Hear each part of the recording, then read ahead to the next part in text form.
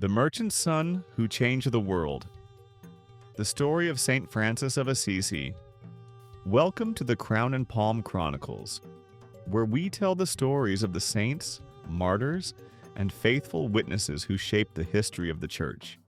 In this episode, we discuss none other than St. Francis himself, perhaps one of the most well-known and admired of the saints.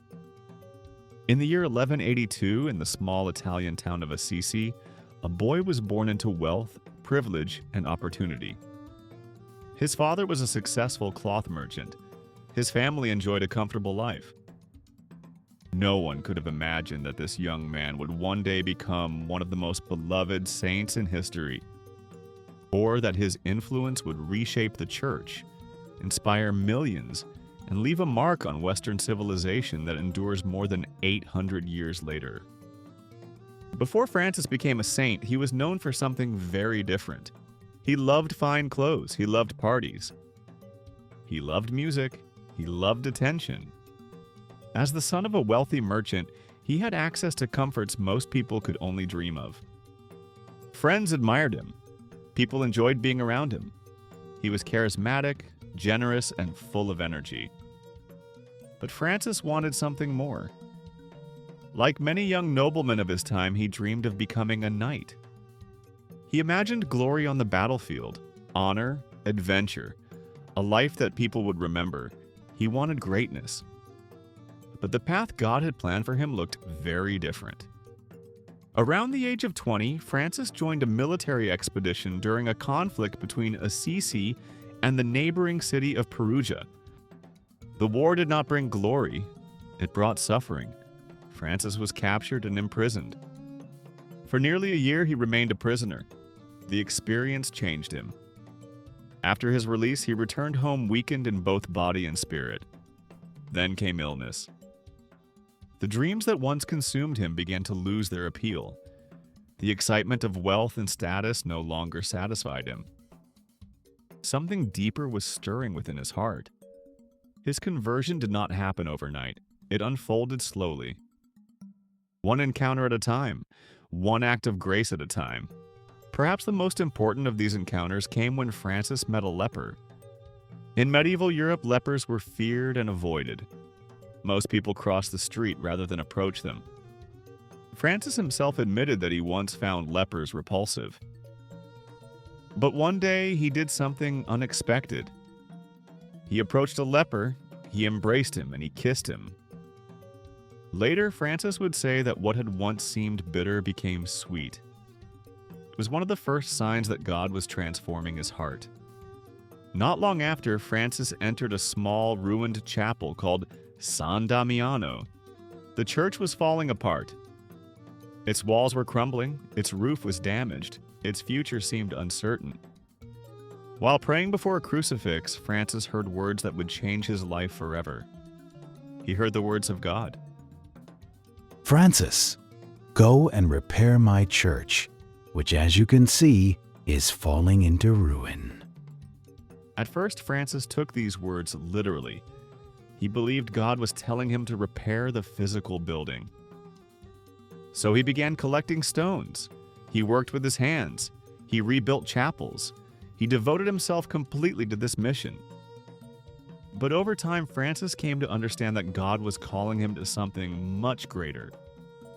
The church itself needed renewal, not through power, not through politics, but through holiness, through humility, through a radical return to the gospel.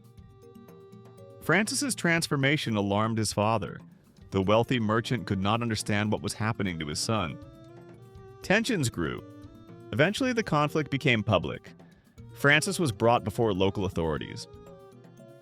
There, in one of the most dramatic moments in history, Francis removed the fine clothing his father had given him. He returned everything, even the clothes on his back. Then he declared he would no longer call Pietro Bernardone his father. Instead, he would say only, "Our Father who art in heaven." In that moment, Francis walked away from wealth, inheritance, and social status. He chose poverty. Not because poverty was easy, but because he wanted nothing to stand between himself and Christ. People thought he was crazy, others were inspired. Slowly, followers began gathering around him. They wanted to live as he lived, to preach the gospel, to serve the poor, to trust completely in God's providence. What began as a small group would eventually become the Franciscan Order, one of the most influential religious movements in history. Francis's influence extended far beyond Assisi. His movement spread rapidly across Europe. Men and women joined him.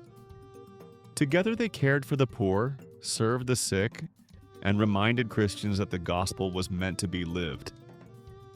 Francis also possessed a deep love for creation.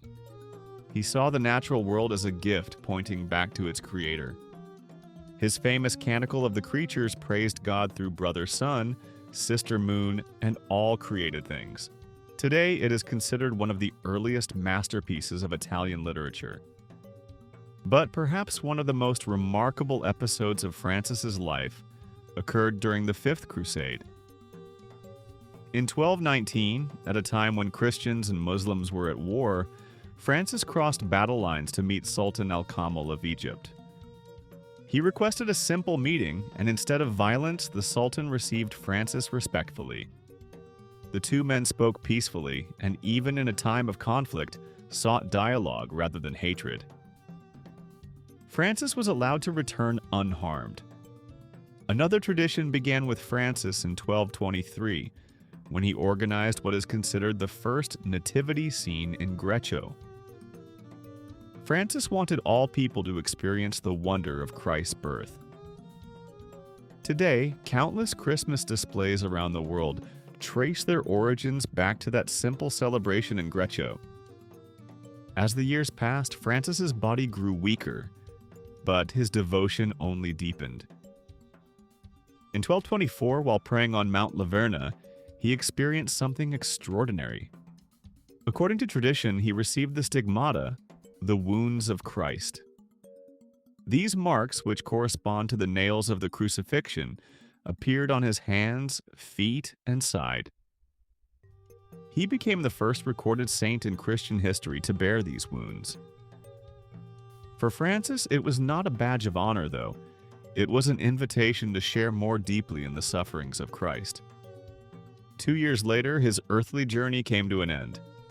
On October 3, 1226, St. Francis passed away. He was only 44 years old. The man who had once dreamed of becoming a famous knight had become something far greater. A servant of God, a reformer, a missionary, and a saint. Less than 2 years after his death, Pope Gregory IX canonized St. Francis, emphasizing the importance of his work and mission. It is easy to remember St. Francis as the man who loved animals, or the saint who spoke to birds. But those stories tell only part of the truth.